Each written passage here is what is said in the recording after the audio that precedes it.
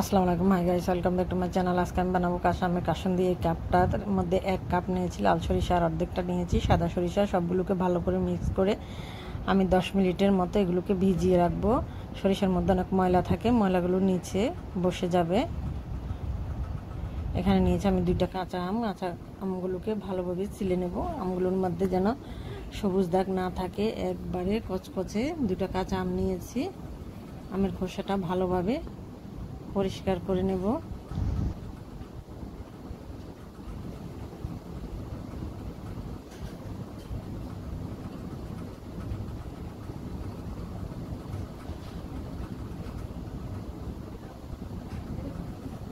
দুইটা আমি একবার ভালোভাবে ছিলে পরিষ্কার করে নিয়েছি, ধুয়ে নিয়েছি। এবার এগুলোকে আমি ছোট ছোট করে লম্বা লম্বা করে টুকরো করে নেব। আমার আটিটা অনেক শক্ত হয়ে গেছে, তাই আমি চারপাশ থেকে এগুলোকে কেটে নিচ্ছি।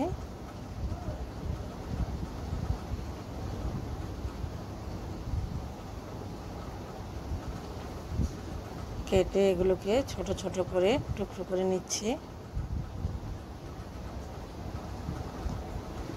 এখানে নিয়েছি আমি ব্লেন্ডারের একটা ঝাড়ের মধ্যে দিয়ে দিচ্ছি আমগুলো। এরপরে দিয়ে দেবো এখন আমি সরিষাগুলো। সরিষার মধ্যে এত ময়লা থাকে, এই সরিষাগুলো আমি 5 থেকে 6 বার ভালোভাবে ধুয়ে পরিষ্কার করে নিয়েছি। এবার আমি দিয়ে দিচ্ছি সরিষাটা।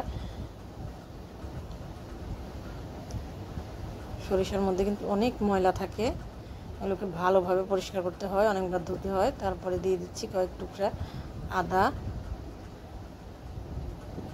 দিয়ে দিচ্ছি কয়েকটা আস্ত কাঁচামরিচ, দিয়ে দিচ্ছি অল্প একটু লবণ আর 1 কাপের মতো পানি দিয়ে এগুলোকে আমি ভালোভাবে পেস্ট করে নেব। দেখুন পেস্ট করার পরে এগুলো কীরকম হয়েছে, ভালোভাবে এগুলোকে আমি পেস্ট করে নিয়েছি। এখানে দিয়ে দিচ্ছি আমি এই কাপটাতে 3 কাপ পানি। তারপরে দিচ্ছি পুরো 1 চামচ হলুদ আর অল্প একটু লাল মরিচের গুঁড়া।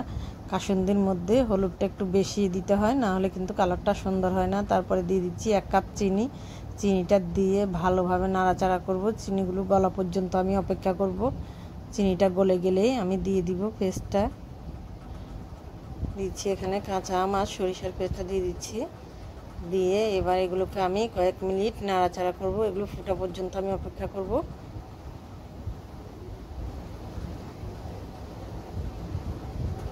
দেখুন কাসুন্দিটা ফুটে উঠেছে। দিয়ে দিচ্ছি বিট লবণ। বিট লবণটা দিলে কাসুন্দির টেস্টটা আরও বেড়ে যায়, খেতে অনেক মজা লাগে। তারপরে দিয়ে দিচ্ছি অল্প একটু সিরকা। সিরকাটা দিলে কাসুন্দিটা কিন্তু সহজে নষ্ট হয় না।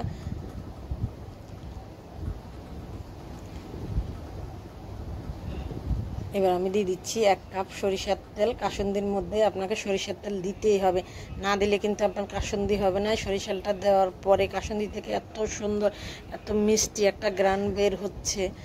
একবার বাসায় যদি নিজের হাতে কাসুন্দি বানিয়ে খান, আর কখনোই কিনা কাসুন্দি খেতে মন চাইবে না।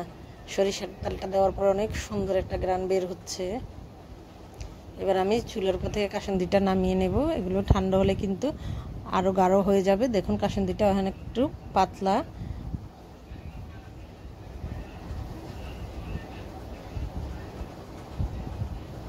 এই কাসুন্দিটা দিয়ে এবার আমি আমকুচি দিয়ে মাখাবো। এই আমগুলোর সাথে আমি এখানে নিয়ে নিয়েছি 3 চামচ কাসুন্দি। কাসুন্দিটা দিয়ে আমটা মাখাবো।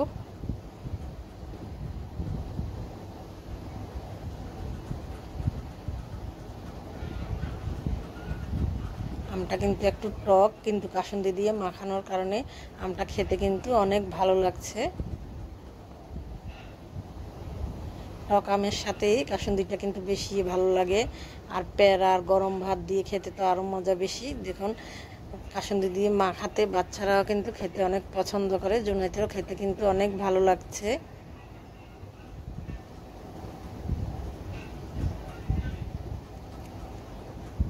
কাসুন্দিটা আমার পুরো ঠান্ডা হয়ে গেছে। দেখুন কতটা গাঢ় আর আঠালো হয়েছে।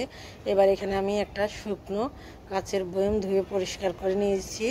নিয়ে এবার এটার মধ্যে আমি কাসুন্দিটা নিয়ে নেব। কাসুন্দিটা 2 থেকে 3 মাস রেখে কিন্তু মজা লাগে, কিন্তু 2-3 মাস পরে কাসুন্দিটা খেতে কিন্তু আর ভালো লাগে না। 2 থেকে 3 মাসে কাসুন্দি অনেক মজা থাকে। কাসুন্দির যে একটা ঝাঁঝটা থাকে, 2 থেকে 3 মাস পরে কিন্তু এই ঝাঁঝটা আর থাকে না। যাদের ঠান্ডা সর্দি কাশ লেগে থাকে তারা এই কাসুন্দিটা দিয়ে গরম ভাত দিয়ে খেতে পারেন, অনেক মজা লাগবে, অনেক ভালো লাগবে। আজকের মতো এখানেই শেষ। আল্লাহ হাফেজ।